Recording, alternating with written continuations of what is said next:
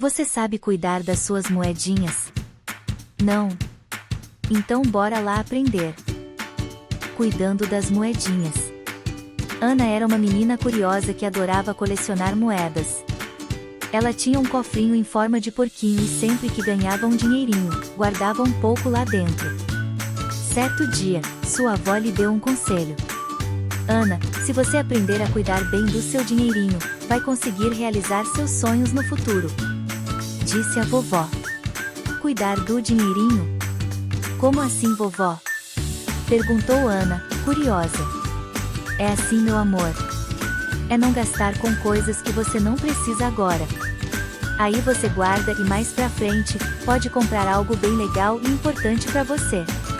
Ana pensou um pouco e lembrou que sempre gastava suas moedas em bonequinhos que logo esquecia. Decidiu então, mudar de atitude. A cada moeda que recebia, ela dividia, uma parte para guardar, outra para pequenas compras e outra para ajudar alguém. Com o tempo, seu cofrinho ficou cheio. Um dia, Ana viu um kit de maquiagem bem colorido na vitrine da loja. Ela olhou, sorriu e pensou, uau! Eu guardei direitinho meu dinheirinho, posso comprar. E ficou tão, mas tão feliz que parecia que tinha ganhado um tesouro. Vovó, agora entendi. Guardar dinheirinho com sabedoria me ajudou a realizar um sonho. E assim, Ana aprendeu que cuidar bem do dinheirinho a ajudaria a construir um futuro melhor.